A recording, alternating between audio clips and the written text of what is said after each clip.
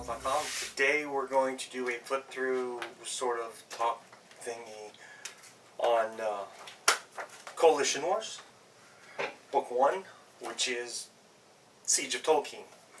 I take a different route on my flip-throughs for the Palladium Books because there's a lot of text. There's a lot more text in here than there is in some other types of role-playing books. So, anyway, this could very well be one of the most important books in defining the character of the Coalition that Palladium has ever written. They do a couple of different things, and at the very end I'll talk about a couple of the things that I really, really like.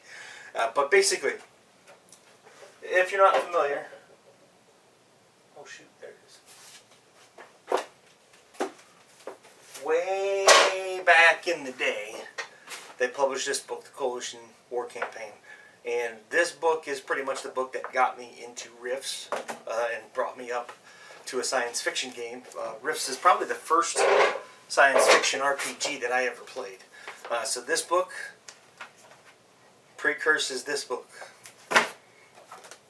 And this does some interesting things. First thing it does is it, well, I don't know if it's the first thing, but one of the things it does is it paints a geographic picture where geography is actually part of the enemy in this book. And it's not the enemy for just the Coalition or for Tolkeen, but for both of them, because the two nations, as I'm going to call them, are too close together. Which makes them start to butt heads. They both have very different views. Their religions or faiths, as I'm going to call them, are very different. One, the Coalition being, rests in technology, in science. Not so much a faith of gods or anything of that nature. While Tolkeen is on the opposite end of that spectrum, and they will embrace magic, which has no need for science or the explanation of how it works. For many of the people in Tolkeen, magic is quite spiritual. It's a part of them. In some ways, it helps define their character and their personality and makes them who they are. You could argue that, yeah, the same thing happens with the Coalition, but if you take away their gear, the individual is still going to be the individual, whereas with magic, that's a hacking child. With magic, you don't necessarily get that opportunity. And with these two things that are very different, both societies are rather fanatical about their belief system. Which, anytime you've got two fanatical parties butting heads, you got a great story.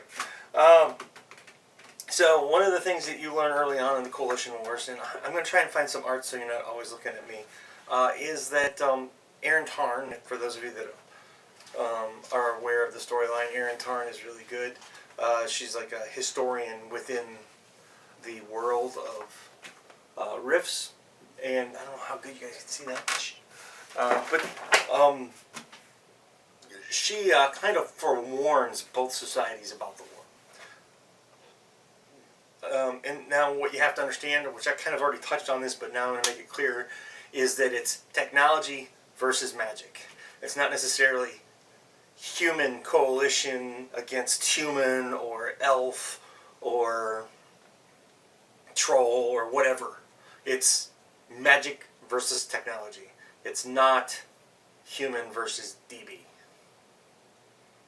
That's important in this book. I mean, there is room to say that exists, and yes, you can say that the humans are fighting some magic-casting elves, but in the end, the underlying root is technology versus magic.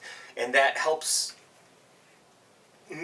years into the future of their writing, this book, where you're talking about the sedition and how, well, there's going to be more in my written review, but how some of the groups, or the series of books, there's 6 in the series, so the series of books actually has things like different coalition states starting to leave the coalition, and then there's all kinds of different things within the storyline about how people deal with magic and how people deal with people who use magic or DBs who use magic and so on.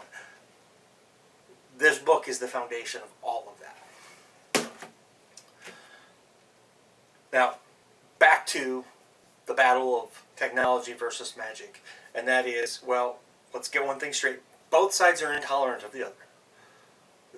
They're not going to move, the soldiers in the coalition army, they're very devout, they're very faithful and loyal to their leaders because they're trained soldiers.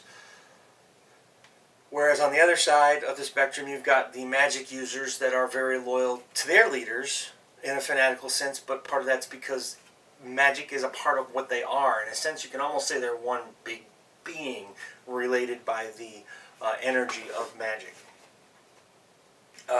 So the problem really comes down again to geography and drawing the line and how you balance it.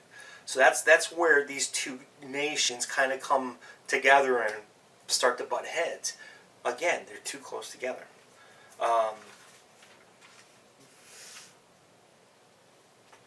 In a way, you could say that the coalition is a little bit blind because they have to embrace science to understand technology. Whereas you can say the magic users, or the magic in the Rift's Earth, they are not as blind. They are more faithful, I guess is a good way to say it, because of blind faith, right?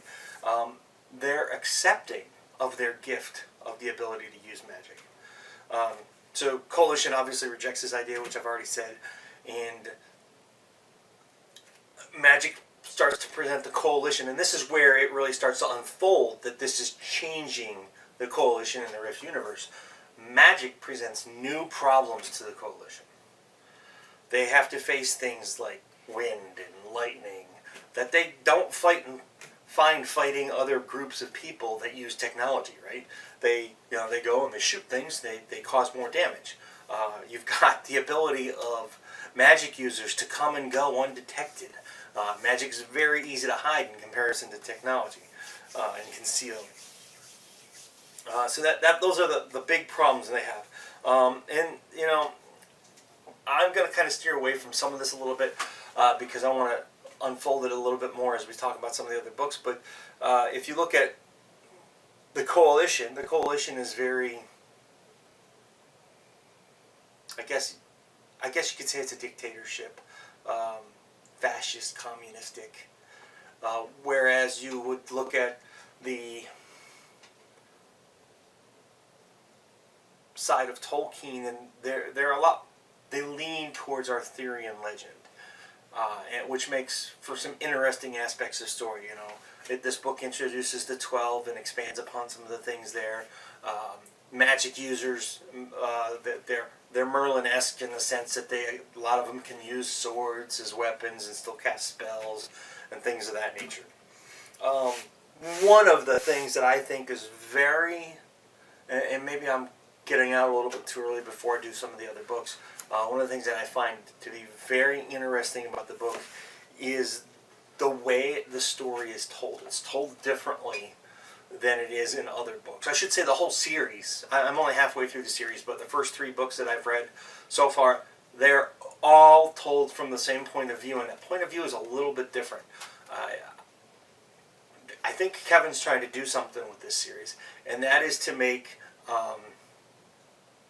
well, there's a lot more going on than this, but one of the big things is you've got the battle between magic and technology. That's number one. It's very evident. Number 2 is that up until this time, the coalition has always been kind of like the bad guy. They've always been depicted as the bad guy. Their methods are, like I said, communist and fascist, which in the United States of America, that's not necessarily a good thing, right? So we look at it as, oh my gosh, they're the bad guys. But this time, the book is written from inside the coalition's point of view. So you kind of start to get the feel of what it would be like to be a coalition soldier or a civilian within the coalition states, and how the brainwash effect carries up, and how they put the emperor on. Actually, a better example than communist or fascist would be the traditions of feudal Japan. The emperor was this all-powerful, almost supernatural being. They really revered him like you wouldn't believe. right? So if you have any understanding of that type of system, that's exactly kind of what they're doing here. The Emperor is made out to be this super all-powerful being who is a good guy and pretty much can't do wrong. You know, and so what the Coalition Wars does, at least in the first 3 books, is it brings it down to the level of the soldiers and the civilians of how they look up to him, right? It also points that, and it kind of makes Tolkeen, the state of Tolkeen, look like the ultimate evil. Which I think upset early on a lot of people. I don't think they realized what was going on because they only got book 1. But I think what it does is it brings the conflict down to a character level so that you can play a Coalition character with ideals that differ a little bit from what the Coalition would normally have. And that's why I really like this book. Play-wise, I mean, it's great for a campaign setting. If you're going to play in that time frame, there's a lot of stuff in here. The first book is really story-based, in my opinion, compared to some of the other books have a lot more new technology and new items and spells. And I would say that this book leans a little bit more towards the Coalition than it does Tolkeen. Some of the other books are going to lean more towards Tolkeen. So is it worth it? Well, if you're a Rifts fan and you like the Coalition and you've never experienced the Coalition Wars or anything around it, or even if you're a Tolkien fan, if you're a Tolkien fan, you might not like it as much. If you're a Coalition fan and you like playing the mega damage characters in armor rather than supernatural beasts and things, this is definitely a must-have book. I don't know about all 6 yet, but I suspect that once you start playing in this, you're going to want to play through the whole series. Thanks for watching, guys, and have a great day.